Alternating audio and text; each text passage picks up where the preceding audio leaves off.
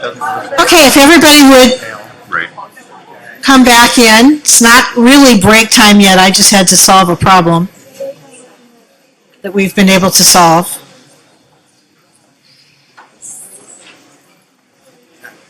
We had one of our speakers fall ill this afternoon, but her boss is coming, so that's good.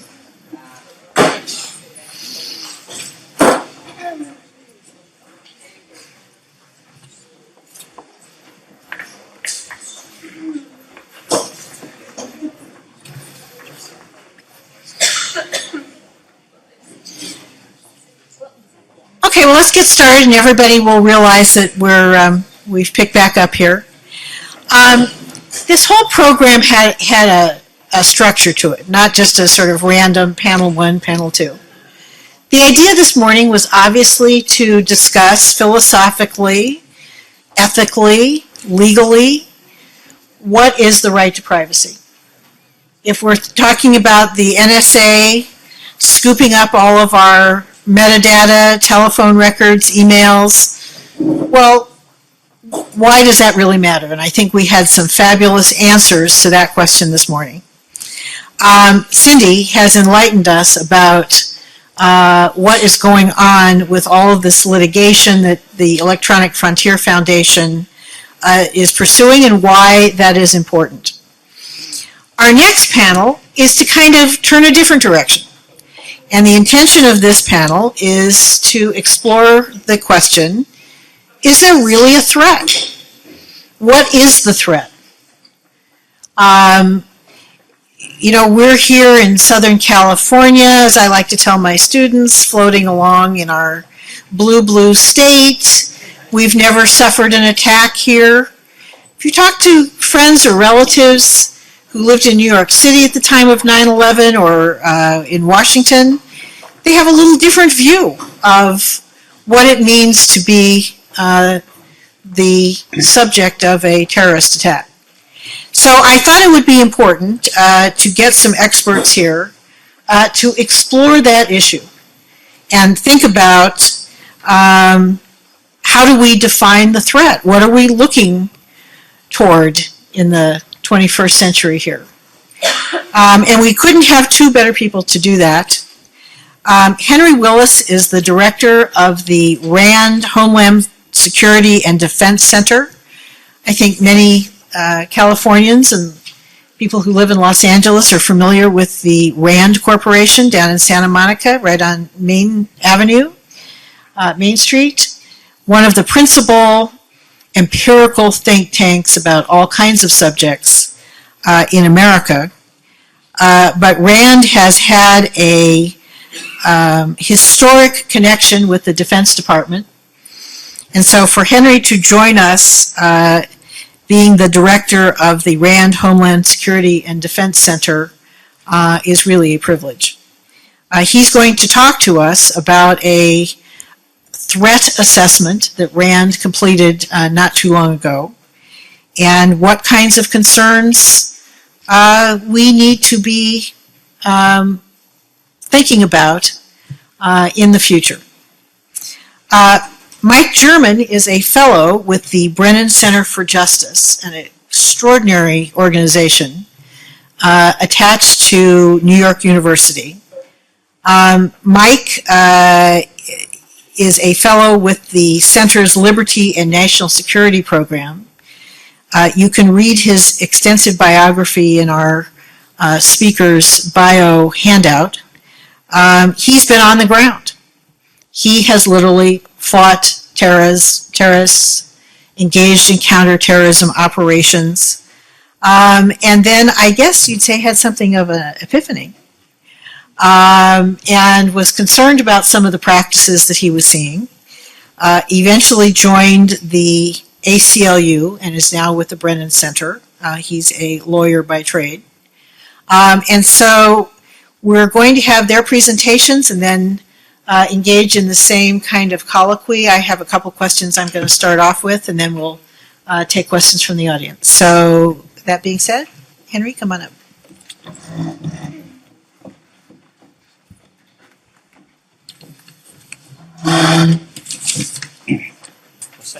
Thank you, Cynthia. These two topics that are on the agenda across all the panels, security and privacy, are things that I've thought a lot about over the last year. And a lot about, in particular, because of two events. Probably they've both been mentioned. One of them I know was mentioned. That was again, almost a year ago, Edward Snowden flew to Hong Kong and started releasing revelations of the surveillance programs that were gone. But the other was marked this past Monday in Boston, where it was the 1-year anniversary of the terrorist attacks that killed 3 people and injured over 200, and reinforced in a lot of people's minds that terrorism is still a persistent threat. But I think that's why it's kicked off a lot of debate across the country about security and privacy. So a year out, it's good we're all here together to continue talking about this. In my work at RAND Corporation, I try to bring a particular perspective to the discussions in these types of debates, and that is try to understand what do we know and what do we not know, and add facts into the discussion, try to raise the level of debate. And so in this particular topic, there's 2 questions that I've been thinking about the last year. One is, what is the terrorist threat today? And 2, what have and how well have intelligence and law enforcement communities been adapting to that threat? And so any discussion of this terrorism threat, I try to start with talking about what do we know, or what are the facts. Over the last decade, perceptions of terrorism have changed. In the immediate shadow of the terrorist attacks of September 11, 2001, intelligence focused on stopping another attack. There was concern about the possibility of a catastrophic terrorist attack from abroad. There was also concern that Al-Qaeda sleeper cells may already be in the United States and be ready to attack more. Now, it turned out those threats did not exist. There was no jihadist underground in place, and though Al-Qaeda had inspired a number of attacks over the years, the threat wasn't as grave as was actually the concern was. But over the last decade, this threat has changed in a few important ways. First, the dispersal of Al-Qaeda's training camps in Afghanistan and the death or arrest of key figures have degraded Al-Qaeda's operational capability, especially those of its central command in Pakistan. Improvements in intelligence and pretty much unprecedented international cooperation have made terrorist operating environments more hostile. None of this, however, seems to have dented the determination of Al-Qaeda.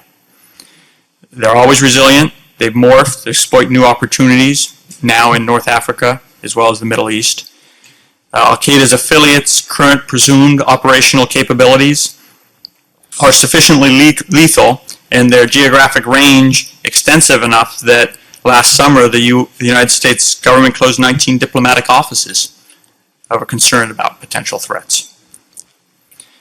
Thus, today's threat environment is more diffuse. Al-Qaeda is more decentralized, more dependent on its affiliates and its allies, and reliant on its ability to inspire homegrown recruits to carry out attacks. It's still unquestionably a dangerous organization, but its ability to launch a 9/11 style attack is substantially lessened, if not eliminated. Al-Qaeda's international plotting persists, but fewer of these plots are connected back to that Al-Qaeda core. Al-Qaeda affiliates and homegrown terrorist plots now constitute a bigger part of the threat that we're concerned about, and while it remains committed to ambitious strategic attacks, it is also embraced in its rhetoric do-it-yourself terrorism, extorting those that can be inspired to attack wherever they can, however they can. Thus far, however, these efforts to mobilize homegrown terrorist attacks have achieved only limited success. Overseas, another story emerges.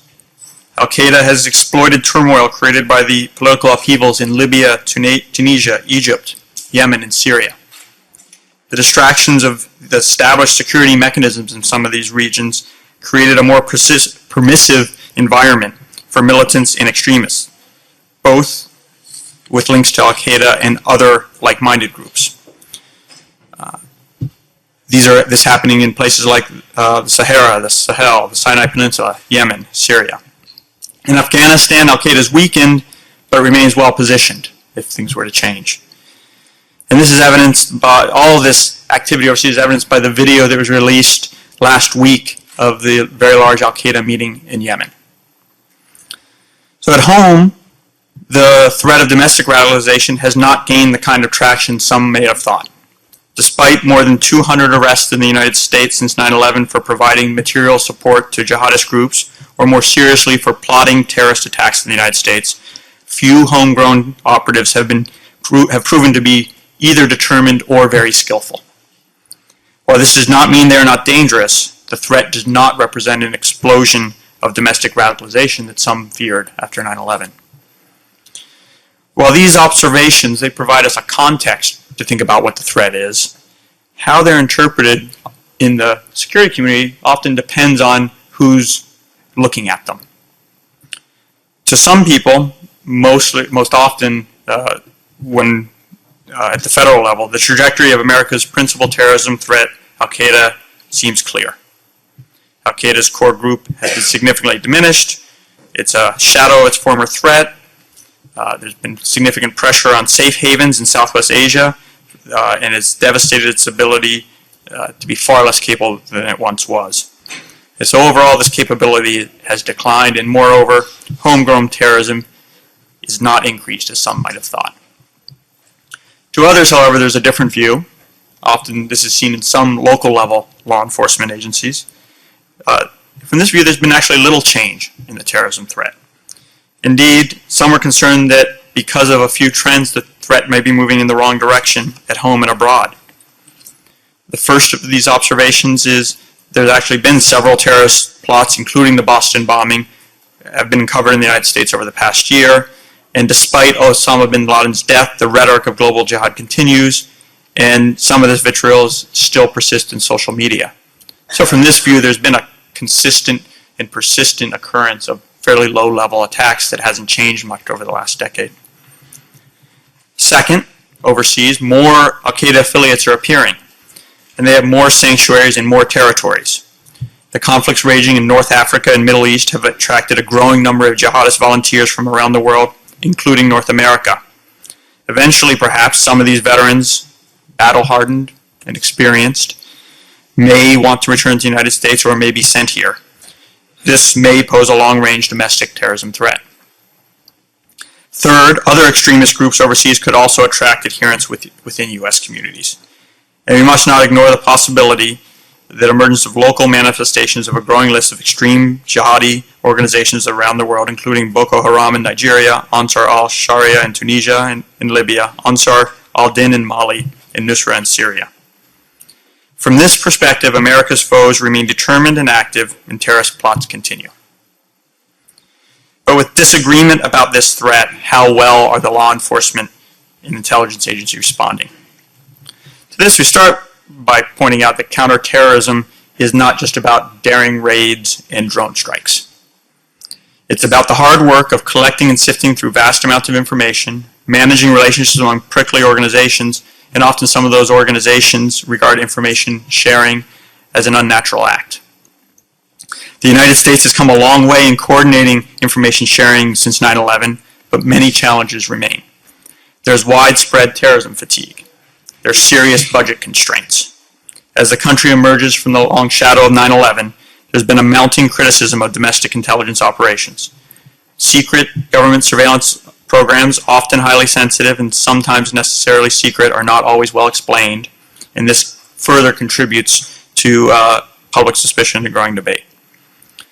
Some see a natural partition of the roles between the federal government and the local law enforcement agencies, with the federal government combating very high-end threats, trying to reduce the likelihood of catastrophic events, and maintaining a capability to detect and stop events involving weapons of mass destruction.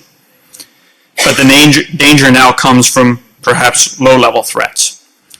As the Boston bombings demonstrate, threats that are low-level in organization, resources, or technology can deliver deadly attacks and cannot be dismissed as low-level and therefore somehow outside of, for example, the FBI's efforts to try to detect them. But what is the right balance then between federal agencies and local law enforcement? Many agree that local police departments are better positioned to collect domestic intelligence information than federal investigators, although very few police departments actually have the resources to do so. Furthermore, many local communities have lost interest in terrorism. They believe it's no longer the preeminent threat, and in the prevailing perspective, terrorism is gone. If we're going to depend on local police efforts, how are we going to keep them with resources to do so? And with budgets strapped at the federal and local levels, it doesn't seem like the states are either going to have the resources to step up. So this may create, in this era of declining budgets, some difficult choices for governments. So are information sharing mechanisms working?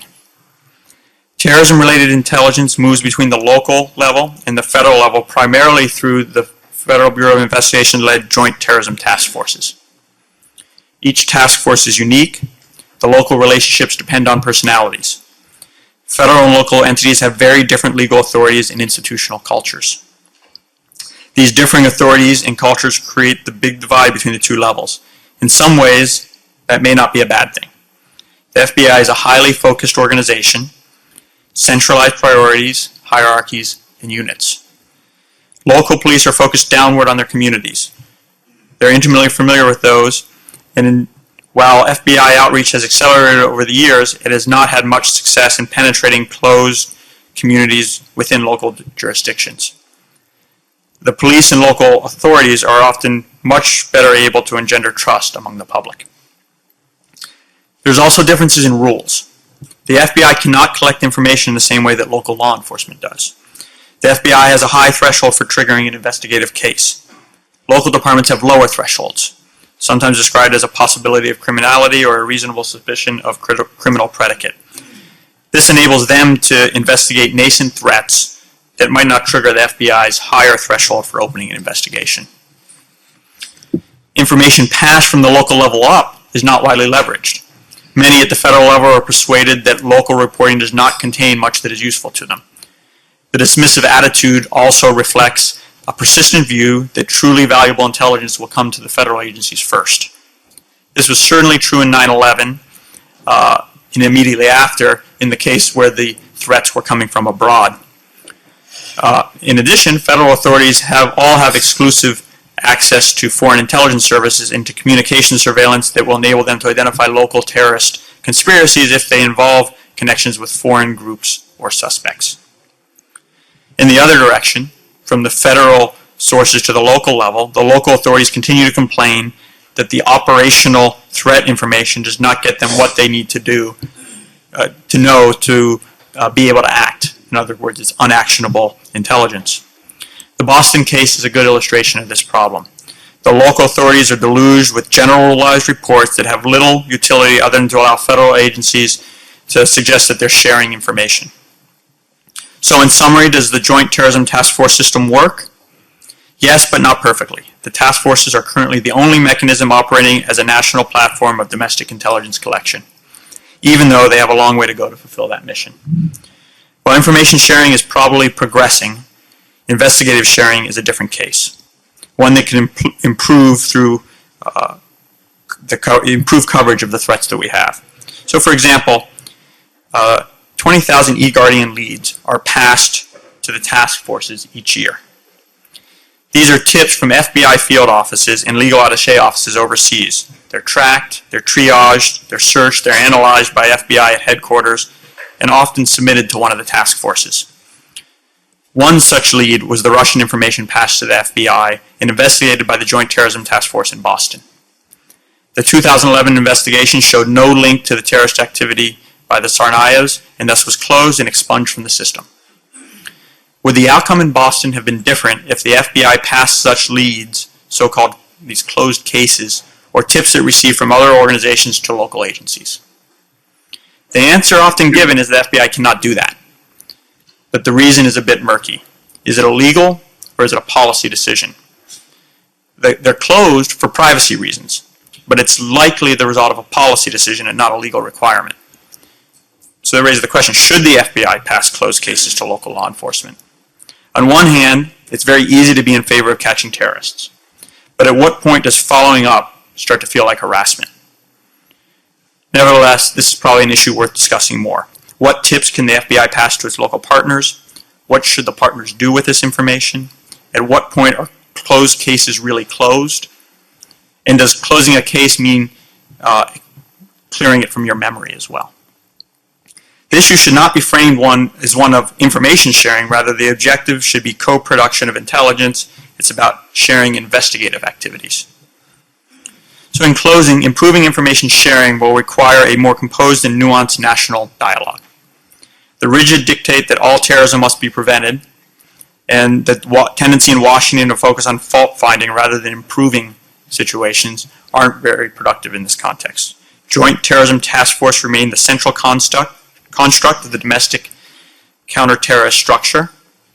Better investigative cooperation with state and local entities could be achieved by removing some of the unnecessary obstacles that prevent consistent and quality cooperation between joint terrorism task forces and local police.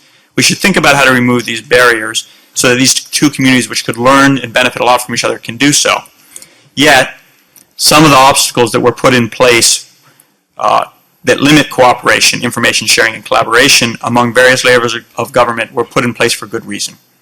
Privacy and civil liberties protections must be in the forefront of rethinking the relationships and breaking down these barriers. Thank you.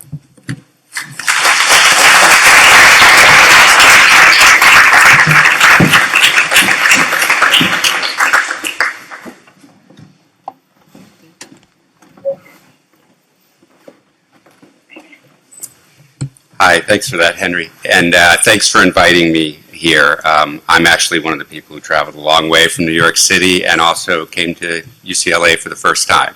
So I appreciate it. Even though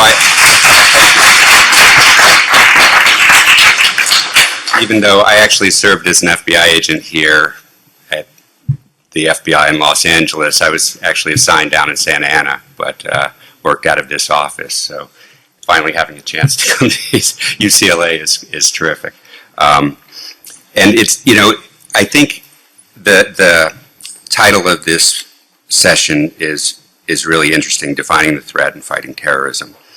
Because I think we define the threat too narrowly and too broadly at the same time. To say that Los Angeles has never had a terrorist attack, it's actually not true. In fact, one of the biggest unsolved cases involves a 1985 bombing that killed Arab-American activist Alex Ode in Santa Ana, California. And I worked a year-long undercover operation targeting white supremacist terrorists who had done a number of bombings here in Los Angeles. So, when it's interesting that it's sort of just natural that today, when we're talking about terrorism, we're really only talking about Muslim terrorism. But it's also too broad in the way that they talk about it, because the target has always been a moving target, and what we mean by that. And really what it comes down to is any Muslim bad guy becomes part of this global conspiracy, rather than looking at them as independent acts that may or may not be associated, where the only link is the fact that they're Muslim. And this comes up both in the way the target is discussed, right? At first it was Al-Qaeda. That was the enemy that we were going to attack, which in itself is overbroad, because Al-Qaeda isn't a corporation with a corporate structure, right? It was a bit of a nebulous movement from the beginning. But then it became Al-Qaeda affiliates, right? Well, all you have to do, no different than the white supremacist groups I work, there are a lot of affiliates, right? If you're going to start a white supremacy organization, you're not going to call it the Southern California Black People's Haters Club, right? Because nobody would know exactly what that is. What are you going to call it?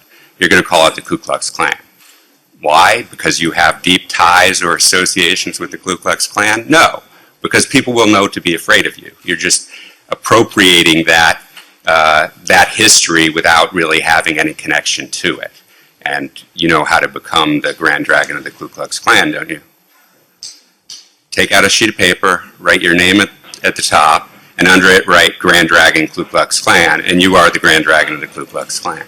So, this idea that these affiliates are necessarily the same thing and should be incorporated in the same degree that we need to approach a more formal organization that has some state sponsorship is a little bit nebulous in the first place. But then we actually moved it beyond that to associated forces, which again spread this out a little bit. You didn't actually have to take out the piece of paper and write that you were affiliated with with Al-Qaeda. You're just associated. Finally, to individuals inspired by, right? So you don't even have to have an organization. You're actually just an individual.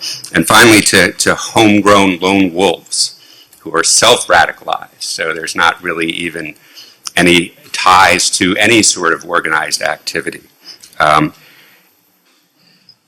in looking at and of course there have always been lone wolf terrorists. We typically call them murderers. And if you put that threat in context, you know, the Boston Marathon bombing last year, of course, was a horrible incident.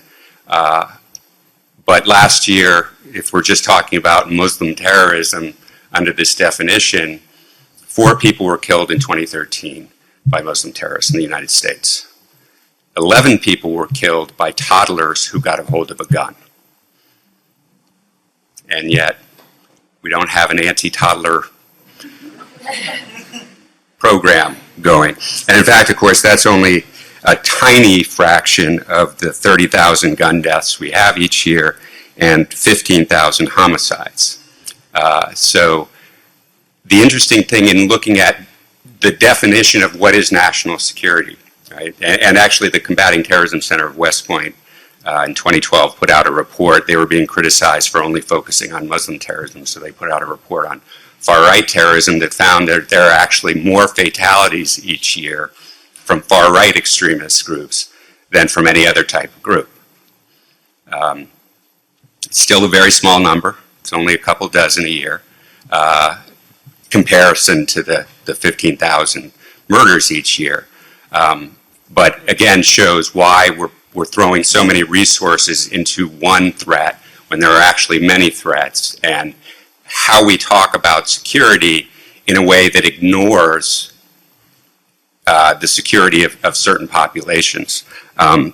For instance, half of the violent crime in this country goes unsolved each year.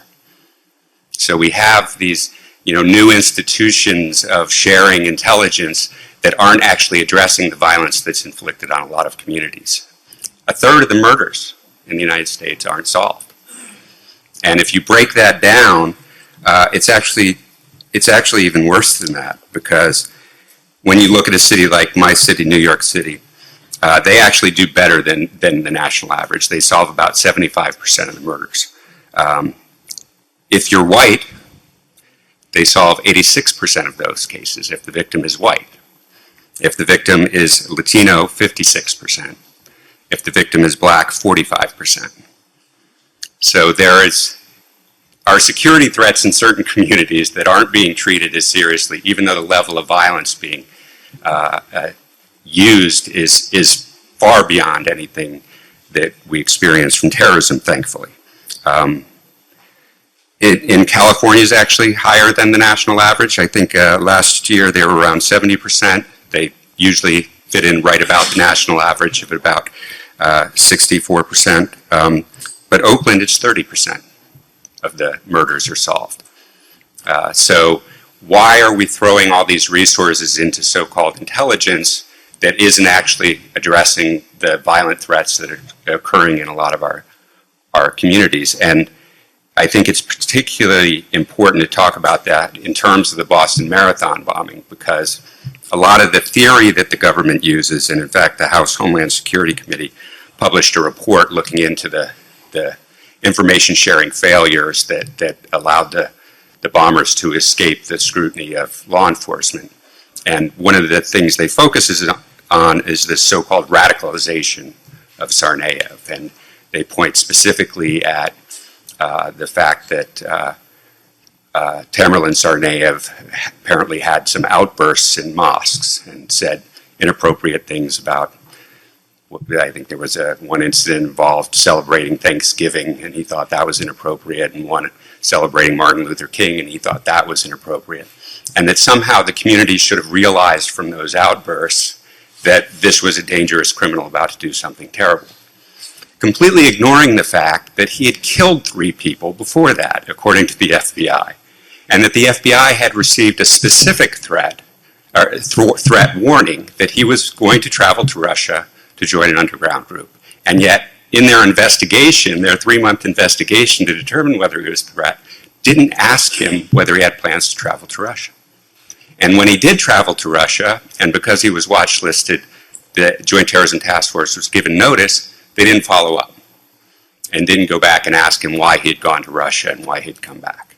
So, this idea that we have this radicalization that's going on really isn't what the problem is about. It's about following up logical leads about criminal activity.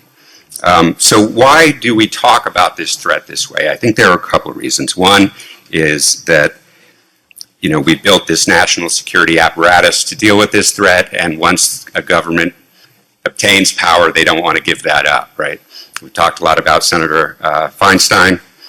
She and her counterpart in the House, Mike Rogers, testified, or were on a news show in December of this year, and said that after 13 years of this war on terrorism, quote unquote, the terrorism threat today is actually increasing, greater than it was before 9/11. And it's because they've gotten these tools and they want to keep them and they want to keep the threat. So we have part of a problem where the agencies that are responsible for assessing the threat are the ones that are also getting the resources for addressing the threat, right? So their incentive is never to say, okay, this threat is now mitigated. Certainly all threats still exist, but we can now move into a period of normalization. The other reason, I think, is because, and I was so glad that the earlier panels focused on this, that this surveillance, this comprehensive surveillance is really more about suppressing political activity than fighting terrorism. And this radicalization concept, I think, is the most obvious indication of it, because the FBI came up with a theory of radicalization that creates 4 simple steps to becoming a terrorist, right? And the idea is, if you know the steps to becoming a terrorist, you can move what they call left of boom, right? You find them in the stages before they're actually committing a crime. The only problem with it is the way that they describe those steps focuses on Muslim religious activity and particularly political activism.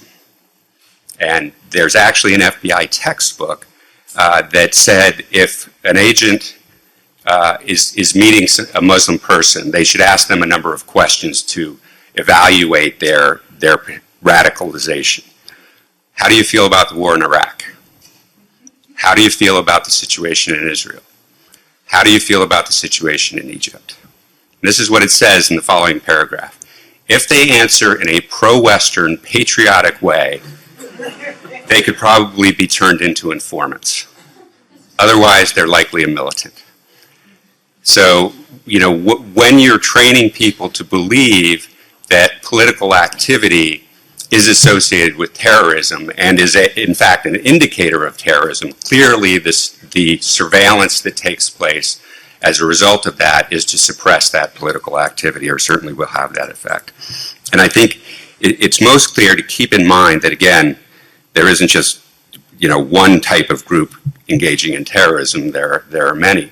As I said, according to the Counterterrorism Center, and actually New America Foundation has reporting out on this too, that far-right extremist groups kill more people. But even as that's so, who did the FBI say for years was the #1 domestic threat? Environmental rights extremists.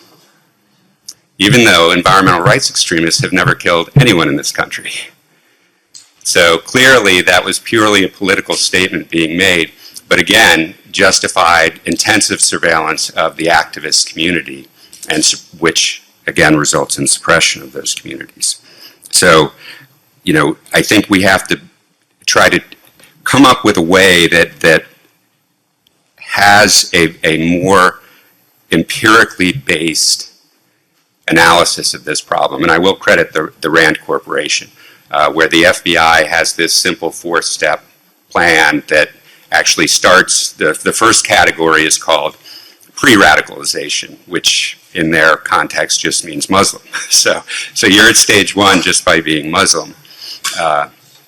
or in the context of political activism, just being concerned about these issues makes you pre-radicalized. And as they say in these reports, once you're in the funnel, it doesn't necessarily mean you will come out at the bottom becoming a terrorist, but you are at risk of becoming a terrorist, which justifies the surveillance of the community.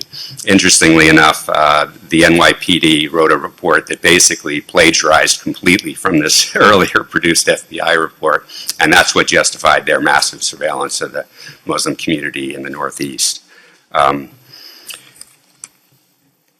So the second part is fighting terrorism. And, part of the problem was we mischaracterized what the intelligence breakdowns were in 9/11, right? I mean, it's interesting how what we don't remember is that there were 3 or 4 years before the American public really knew about what the breakdowns were, right? The 9/11 Commission report wasn't published until 2004.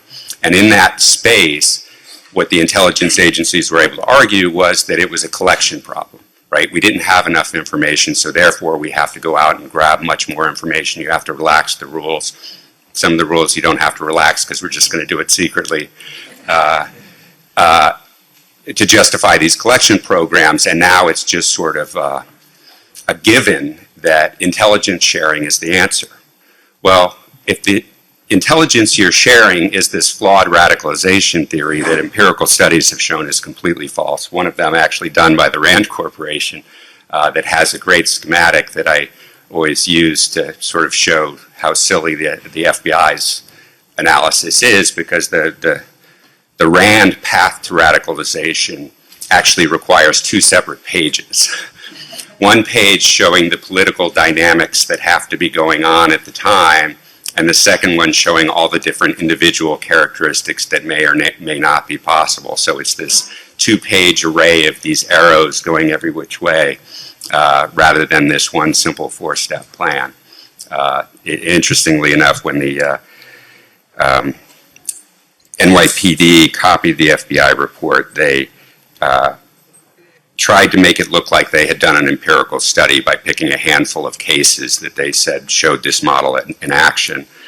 Only there was a little caveat in there that said, in our empirical analysis, we found that not every terrorist touched every step on the path. And if they did touch steps, they didn't necessarily touch them in any order, and some didn't touch any steps at all. So rather than a path, this is really 4 rocks dispersed in the woods that somebody might or might not touch before becoming a terrorist. But unfortunately, that's what drives a lot of these mass surveillance programs, specifically the ones that are focusing directly on political activity. And another indicator about this is that the government doesn't seem to care that the programs they've put in place don't actually catch terrorists, right? We've talked a little bit about the Patriot Act, Section 215. That's the domestic telephone metadata collection. Now, think of the scope of this program. It's basically collecting all the telephone metadata they can domestically.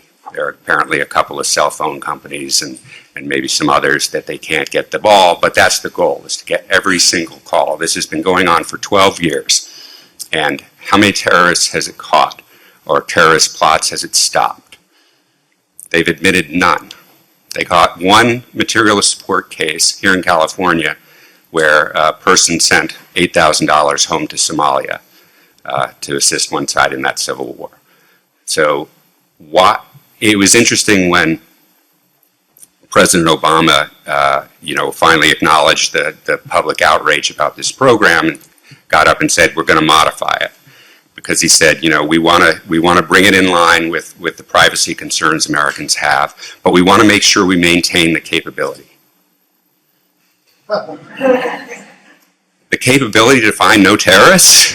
Why would you want to maintain that capability? Because it's not about finding terrorists. Even though the Section 215 program is limited to terrorism and espionage, how they implement the program is by creating this 3 degree of separation. So each time they go in and grab data, they pull 3 degrees of separation. So millions of calls are being pulled out supposedly with the counterterrorism purpose.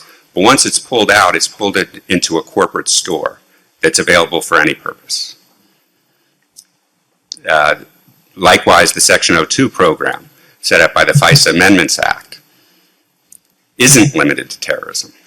It's any foreign intelligence collection, which is described very broadly, anything related to foreign affairs, U.S. foreign affairs. So could that include Americans' international travel, Americans' international banking, Americans' international economic activity? Certainly any of that could fit under that claim, and what they're collecting clearly is far broader than anything that they would be concerned of for the very few terrorist attacks that actually occur. Henry mentioned the fusion centers. This was this post 9/11 initiative to go out and create an intelligence capability among state and local law enforcement. Now there are some 76, I think is the latest number, that are spread around the country, supposedly gathering intelligence from American neighborhoods to be funneled up into the federal intelligence community through the FBI, and even the DNI gets access to this information, the Director of National Intelligence. In 2012, Senator Coburn, who's very much a fiscal conservative, took a look at this program and found that it has never been useful in any counterterrorism investigation. And yet, there's this effort to keep them now and redefine what their mission is, even though what we see from these programs is that they're not very effective at all. TSA also has one. They have a behavioral detection program. It's cost, at this point, $1 billion. They've invested in this program that trains TSA agents to spot subtle behavioral cues, whether you're nervous, whether you're blinking too much, maybe you're blinking too little. The one indicator that has become public, if you question TSA security measures, that's an indicator that you're actually a threat. Guess how many terrorists it's caught? 0. The Government Accountability Office did a study. They've never identified any threat to aviation through this program, and yet every year Congress refunds the program to the tune of $200 million a year. So I think it's well past time that we start evaluating these programs and making sure that we're discussing the problem in a way that puts all security concerns. I mean, one of the big ones is, there are 80,000 rapes in this country a year, only 41% of which are solved. There is a backload of almost 400,000 rape kits. This crime has already occurred, evidence has been collected, and they're just sitting on a shelf because the law enforcement agencies say they don't have the resources to tackle them. When they have resources to throw into these programs that show no effectiveness in what their claimed goal is, those resources should be diverted to programs that actually keep us all safe. And if we focus on criminal activity using a criminal predicate, I think all communities will be safer. And in the case of Boston, by solving a murder, you might actually stop an act of terrorism. So thanks very much.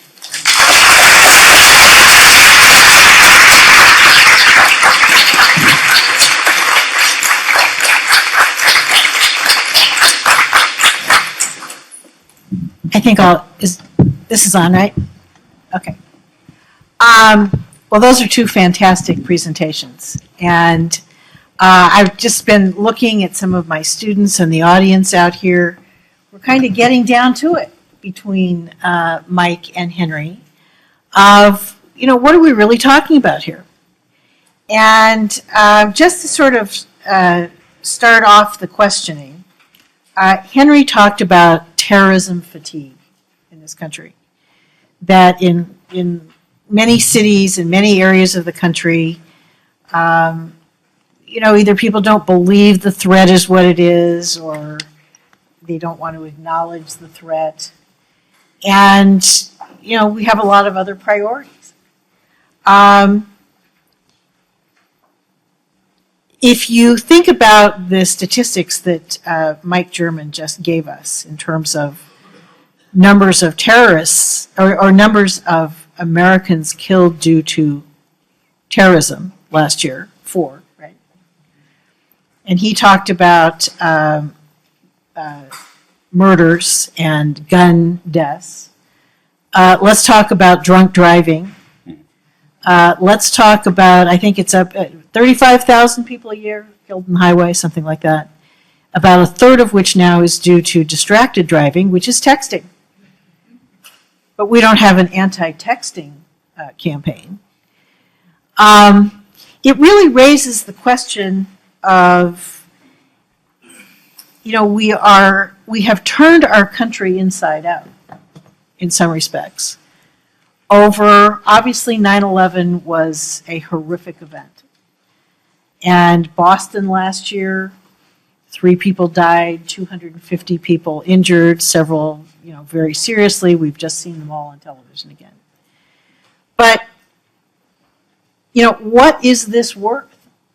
And when are our elected public officials going to acknowledge the imbalance between the resources that we are devoting to surveillance and national security versus what the actual numbers are in terms of the threat? We had President Obama recently gave his speech. We're trying to sort of turn the direction here, but we didn't hear him say a word, not one word, about reducing the budget for cybersecurity. The sequestration cuts are going to cut deeply in the Defense Department. Henriette, why don't you address this a little bit? But nobody's suggesting that they're going to cut the growing, exploding budget in cybersecurity. So I guess the question is really to both of you. How, as citizens, do people begin to communicate with their leaders that perhaps a change of direction is in order here? And I open that up to both of you. Go ahead.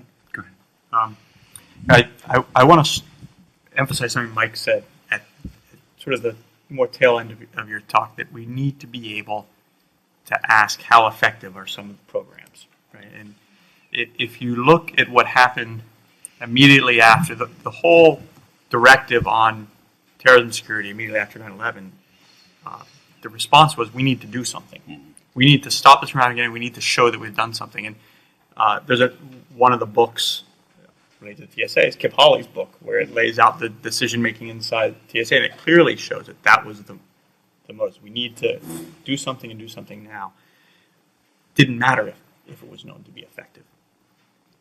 Now I think we're starting 10 years later. We're actually starting to see that change, right? So go back to TSA. There's something called pre-check. Some of you may know about it, but it essentially rolls back screening to what it was before. You still have to put your bags through an X-ray, and you still have to walk, but you keep your shoes on and everything. TSA plans to get at least 50% of the public through that program very quickly. Right? So that's in some ways an unraveling of security. And what do you need to be able to do that? You need to be able to say, what are the threats and what is the effectiveness? Cyber, I think, is an interesting case now.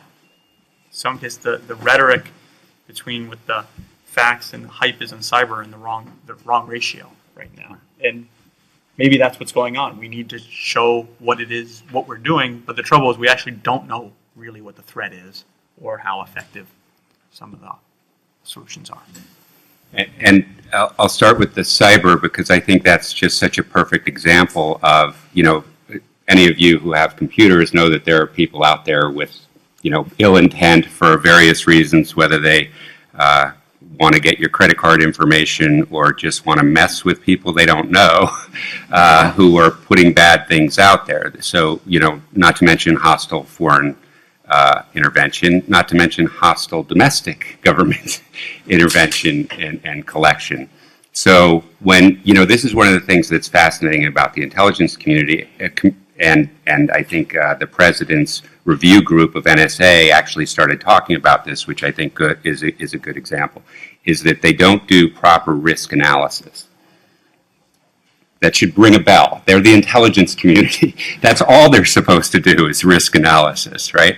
so that they implement programs without considering the risks, both the risks of disclosure, which they're wrestling with now, with the international community being angry about some of the things they're doing, and perhaps even certainly damaging the internet and the companies that are necessary to do it. But what do you think of the decision, our government's decision, to weaken encryption? At the same time, they're arguing they need more authority to address cybersecurity. I mean, it's crazy. It's completely counterproductive to what a security goal. It completely undermines our security, yet that's what they did. So, I think we have to not just question particular programs, but actually dig into how these agencies actually make decisions and look at what fundamentally we're trying to get out of this intelligence enterprise. What does national security mean if we're allowing 14,000 murders to occur, but going to hyper-focus on 4 of them? To have a completely different conversation. And what that requires is transparency. And unfortunately now, as Bruce Fine was talking about, we're reliant on individuals with access to give up the rest of their lives, to give the American people the information they deserve to know about what their government is doing. It's perfect democracy. I was on a panel where some supporter of the surveillance programs was calling the Congress people who spoke out against it hypocrites and said, these people all knew what those programs were, and now they're coming out against them just because the public is outraged and caught them. They're hypocrites. And I said, no, that's democracy. In a secret society, you can agree to something, but it doesn't make it part of what works in democracy. It's the people speaking out. So without the people knowing what's going on, our elected representatives can't make the right choices.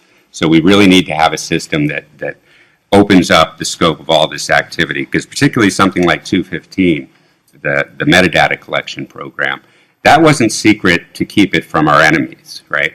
Every time as an FBI agent I worked undercover with criminals and terrorists, they knew they were criminals and terrorists, right? So they knew that it was possible that the government had probable cause to believe they were terrorists or criminals. And therefore, the Fourth Amendment put them on notice that their communications might be seized. It was only secret because they didn't want us to know, because they knew we wouldn't accept it. And clearly now that we do know, we haven't, and that's why we're having panels like this. But I think that transparency is a fundamental part of what we need to do with all of these operations, is to look hard at what these agencies are doing. Sure, absolutely. Point on that? Just to reemphasize on the transparency, as I've tried to understand the effectiveness of some of these security programs, the most, I think some of the convincing advocates of the programs, one of the things they say is we need to talk more about and more openly about what we're doing, what checks we're putting in place, and what we think the results are. Because some of them believe they have a better story, whether this is the digital surveillance or drones in Pakistan. I hear that refrain a lot, is we should, even from the people who are trying to support and doing the programs, we need to be talking more about them. Honestly, Henry, I'd be happy if the Defense Department would give RAND another $50 million to evaluate some of these programs than the $2 billion they're spending to build a cyber storage facility in Utah, a mammoth facility that's going to house, I guess, server after server to collect more and more information. But let me throw one other element into this, and then we'll open this up for questions. In terms of talking about the budget, I recommend to everyone in this room a book called Top Secret America, written by Dana Priest, a double Pulitzer Prize-winning reporter from the Washington Post. That book is a comprehensive examination of the surveillance apparatus as it has grown up in America, and the exploding budgets after 9/11. There was no amount of money that could be suggested that wasn't approved by Congress. And we explored a little bit in my seminar last quarter what role is played in sustaining these budgets by what I will call the military intelligence complex. Because so many of the revolving door, private contractors, these huge companies that have grown up in the last 12 or 14 years, now they all have lobbyists. They're all giving campaign contributions, unlimited now, thank you, Supreme Court. And so what role is that playing in this growing surveillance complex that we are living with? And what role does it play in making it difficult to dial it back down? So I think that the private companies pose an extraordinary problem, not just from a privacy standpoint, but from a security standpoint, right? I mean, if you have this private company involved in intelligence collection and analysis, you know, certainly they can sell that information to the government, and they have plenty, whether state, local, federal, but what stops them from selling it to other governments or to other bad actors, to stalkers, to anybody else? You know, there aren't really laws to prevent that. So we're in this weird position where, again, the federal government is encouraging and providing grants and other resources to create this surveillance society without having the necessary checks to make sure that this is, number one, whether it's actually effective in our security, but number two, whether it isn't actually creating greater problems. And that's true with everything. I mean, you mentioned the drone program. You know, the real terrorists that have come to the United States, the Times Square bomber, Najibullah Zazi, when they were sentenced, what did they refer to, you know, as far as their reason for engaging in terrorism? Was the drone campaign in Pakistan and Afghanistan. So, you know, back in 2003, when the Iraq War was just sort of starting to turn, Secretary Rumsfeld had this famous memo where he said, you know, how do we know that we're killing more terrorists than we're creating? And that question has never been answered in evaluating these programs. You know, it's not just we killed this many people. It's what's that done to create instability in these countries? What has that done to create a damage to the rule of law that is ultimately going to be much more serious a threat to the United States in the future?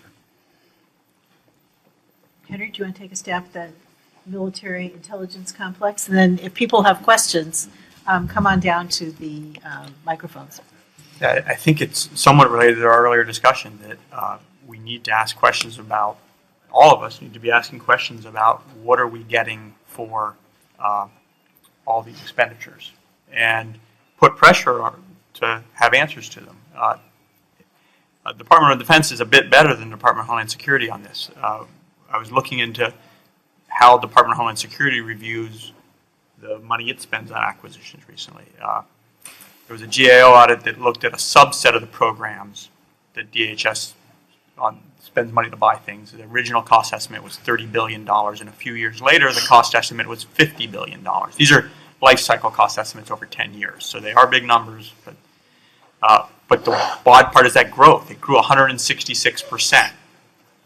Turns out, in fact, there were rules in place that DHS was supposed to be asking, how effective is it? Is it meeting its milestones and such? And none of them were being followed. Maybe not none, but very few. And Senator Coburn, when he did that report on fusion centers, he was trying to find out how much DHS money had gone to fusion centers. And the best estimate he could come up with was somewhere between $300 million and $1.4 billion. So this is a simple accountability issue. Right, absolutely. And we can ask these questions and expect answers. There's some hope. The House, I just noticed that House of Representatives has passed a new legislation putting more pressure and asking for this, and Congress can't help try to get some of that. But I'm sure you would suggest that everybody out here in this audience are talking to their friends, relatives, neighbors, start to ask some of these questions. Start to send in emails or tweets or faxes or whatever the technology is to raise some questions with your elected representatives. Why are we spending this money? What's it being spent for? How effective are the expenditures in actually addressing the real kinds of threats that we face. Yeah, and let me just add to that. I haven't, and having done the work, I've never found privacy and security to be in tension with one another. If I'm investigating somebody who's innocent or collecting their data, the chances of that helping me solve a crime are zero, right? So anytime they're spying on somebody who's not a threat, they're wasting those security resources that could be spent on something better. And when I was doing my domestic terrorism work here in Los Angeles, I operated from a criminal predicate. I had to have a reasonable factual basis to suspect an individual was engaged in particularized criminal activity to do an investigation. And that standard didn't impede my investigations. It assisted them because it helped me focus on the right people. So I wasn't chasing every neo-Nazi who said something I didn't like, which was a lot of them, but rather focusing on only those that were actually engaged in criminal activity. And that way we were able to proactively stop acts of terrorism without unnecessarily infringing on the rights of people whose ideology I oppose from engaging in their advocacy on that issue. And Mike, whether you're walking down the street or whether you're siphoning in a whole lot of digital data, you only have so many hours in the day. Exactly. And you have to decide which of these things to look at. Exactly. When they do these post-mortems after they failed, like in Boston, what did they find? They find not that there wasn't enough information, but that they were so overloaded with information. In Boston, that they did an assessment of Tamerlan and Tsarnaev based on the Russian warning. That was one of 1,000 assessments the Boston JTTF did that year. I've heard similar things about how many, I don't know the exact number, but this probably wasn't the only warning that the Russians sent to the FBI about someone with some Chechenian leanings, and we don't necessarily want to follow up every one of those. Right. And you know, it's interesting because the Chechen or the Russian warning had two elements to it. One, that Tamerlan Tsarnaev was becoming radicalized, and two, that he had plans to travel to Russia to join an underground terrorist group. So of those, only one is actually actionable, right? Because if you put away this silly FBI theory of radicalization, there is no pattern, there is no pathway. Empirical studies have long disproved this idea that there is some predictable pattern. So it's impossible to find in the first place, and none of your business anyway, or government's business, because it's okay to be radical. There's a First Amendment that protects your radical beliefs. So rather than focusing on that, which is apparently what they did, they should have focused on the other one. Simple question. This is a crime, right? We have a material support for terrorism law in the United States, so it's a violation of U.S. law that was alleged. And yet, they didn't even ask the question of whether he had travel plans to go to Russia. It's because they're wed to this flawed theory. And it was interesting, one FBI official defending the investigation said, well, you have to understand, when they did the assessment, he was cooperative. So, you know, you look at the radicalization theory, and what is it that if you're concerned about your civil rights and would have asked for a lawyer, that makes you more dangerous. But if you're cooperative, you must not be dangerous. Well, 2 months later, 3 months later, he killed 3 people, according to the FBI. So, you know, obviously, if they can't determine somebody's dangerousness with the tools that they have, how is the community supposed to know that an outburst in a mosque is some indicator of future harm? Okay, let's get a couple of audience questions. Yes. Good afternoon. My name is Maritza. I'm a political science major here. And about 2 weeks ago, the CIA and maybe the FBI was recruiting students here.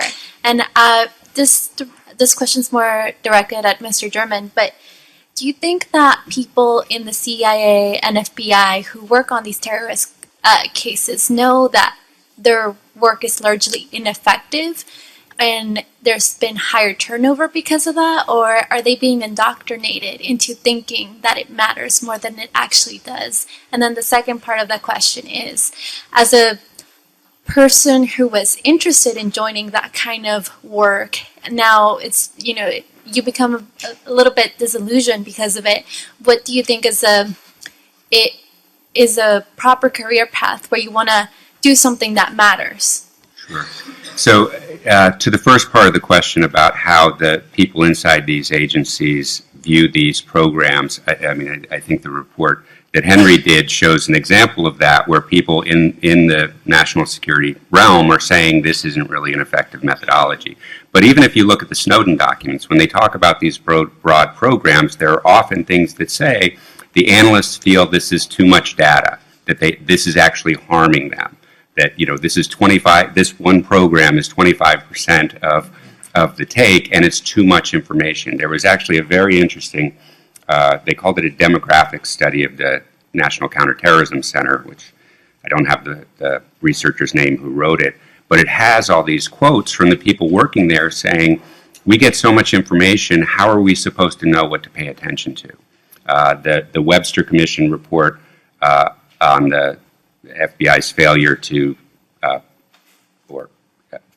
prevent the Fort Hood shooting, the Nidal Hassan shooting that they also investigated Hassan, found that they called it the data explosion within the FBI. So I think they recognize the problem. Certainly the people working recognize the problem, but that's not filtering up to the policymakers. The policymakers are still on the, if there's data, get it, and someday we'll be all-knowing. Someday we'll have the perfect algorithm that will tell us who's bad before we even have to think about it, which is magical thinking, and I'm sure the technologists in the room would support that. It's simply magical thinking, and I think it's part of what Henry was saying. You know, when you're a policymaker and something bad is happening and the public's scared, you just want to do something. Whether it's effective or not, I'll worry about that later. Kind of like with this other failure to do risk management of these programs, I want to say I did something. I did this enormous program that grabbed everybody's metadata, give me a gold star and I'll go on to the next thing, rather than actually looking at whether it's effective. And they don't allow any kind of outside review of their activities to really judge them. As far as joining these organizations, they'll only get better if good people join them. And, I think there is a lot of good that these organizations do, just like, I criticize them for looking at particular communities as a monolith. It's wrong to look at them as a monolith. There are a lot of good people there who do good work in very difficult situations. So I would highly encourage smart people with a good sense of right and wrong, and a good sense of the various values you have to protect in a democratic society to join these organizations and to help build them in a way that's far more responsible to our values. Thank you. Okay, let's get one more. Hi, question. I'm Todd Hood, and Cindy, great job, because I'm a privacy guy, and I was getting ready to leave after lunch, but with security, I said, okay, let me stay and watch a little. It has been wonderful to hear your perspectives, and I'm 20/20 with you, but the Libra inside of me says, well, what about the other side? And so I thought about it. I said, when we say the effectiveness or the efficacy of certain programs, it sounds like we're looking at the detection, the detection of the issue. Is there an argument for that we've deterred or prevented, because we have these things in place, that we haven't detected activity because it has been prevented? People know that this is being monitored. People go to TSA and they know TSA is there, so they don't bring it, except for the few idiots who do and get caught. But is there something, an argument, how would you speak to the argument around the effectiveness or efficacy of deterrence? Because security, we have perimeters of security prevention as well as deterrence.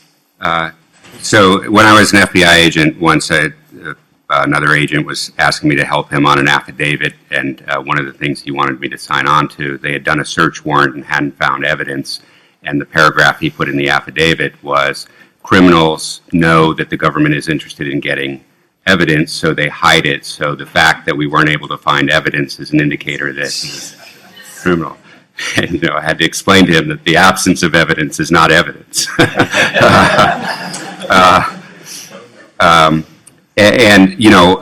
Having done work at the FBI for 16 years, I'm the last person to say there is no threat. Clearly there is a threat. It's just that we have to understand that in context with many other threats that exist in our society. And, I think that there is some arguable deterrent effect, which is why I think the Government Accountability Office, when they reviewed the TSA Behavioral Detection Program, was so good. Government Accountability Office does great work. They're one of the better avenues for chipping away at this wall of secrecy.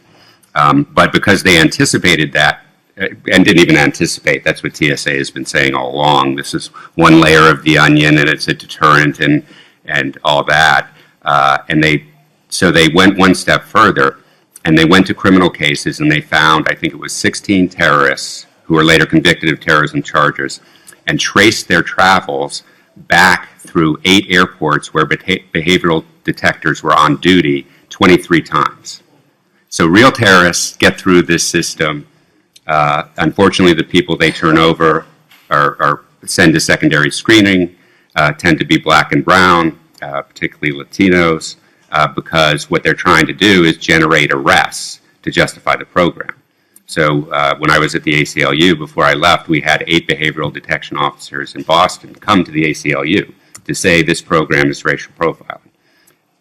And they said what some of the behavioral detectors do to try to get arrests is they go to flights to South America and check on those under the assumption that some of the people who are here on a 2-week tourist visa spent an extra week to go see Disneyland and are an overstay, technically. But before they get on the plane to go home to basically self-deport, they arrest them to get a stat for the program, and at the cost of going through the whole deportation. So, it's an example of once a program comes under scrutiny, they start doing crazy things to try to justify the program that have nothing to do with airline security. Henry. So deterrence is, always seen as an important part of security. And when you know who you're trying to deter, you can use it effectively. In terrorism, I hear lots of stories that say this happened isn't that show that we deterred them. For example, the Christmas Day bomber lit his underwear on fire, and some people say that's because they went to such a tricky bomb mechanism, he was dissuaded or deterred into that, wasn't that effective. But finding a story and matching it back to the explanation, that's not evidence for deterrence. In terrorism, we have a problem that there isn't one adversary. When we've tried to look into this, that messy diagram that you referred to, we've seen cases where you put in security and they don't get deterred, they come back with a bigger attack. You actually attracted to it. So if you don't know which way it's going to go, you got to be careful. And in a lot of our domestic security, for infrastructure protection, for transportation, a lot of these detection things, at the margin, there's not as much value. But what other things don't forget the other things you're getting. Right. You're getting an ability, if you find some good piece of information, you have people out in the field and you can do something. So you hear so-and-so is coming to the airport, you're better able to go get them. So you have to think about not just the detection part of it you were talking about, not just the deterrent, but the information it gives you, the ability to respond if you have a situation. Well. And interesting on the deterrent thing with the Christmas Day bombing, that was before we had implemented the naked body scanners in the United States, but they'd actually started doing that in Europe. And one airport that was in the press because they put those in place was in Amsterdam, which is where they chose to fly through. So clearly it wasn't a deterrent there, and it turned out he didn't actually go through the machines, but it was very clear from press reports that the machines were there, and it didn't deter him. In fact, may have even been part of the reason they selected that, to show they could beat that technology. Okay, let's get one more quick question, and then we really are going to take a break with some famous UCLA brownies and chocolate chip cookies out in the corridor and some soft drinks, and then we're going to come back and have a great panel about the civil liberties aspects of this whole picture. So, okay, can you comment on the FBI's decision to change its primary function from law enforcement to national security? I think that's extremely dangerous. Every time, the FBI isn't new at this game. They were in their infancy involved in the Palmer raids, where Because some anarchist violence was taking place, they justified an attack on immigrants and the labor movement, rounding up thousands of people for deportation. Of course, again, during the COINTELPRO era, under Hoover, targeting people not because they thought that they had any criminal intent, but rather in an effort designed to suppress their First Amendment activities. So anytime you untether government investigative authority from a criminal predicate, you open the door to that kind of abuse, because it's very easy, as they said in the Church Committee report, to go from the guy with the bomb to the guy with the picket sign to the guy with the bumper sticker.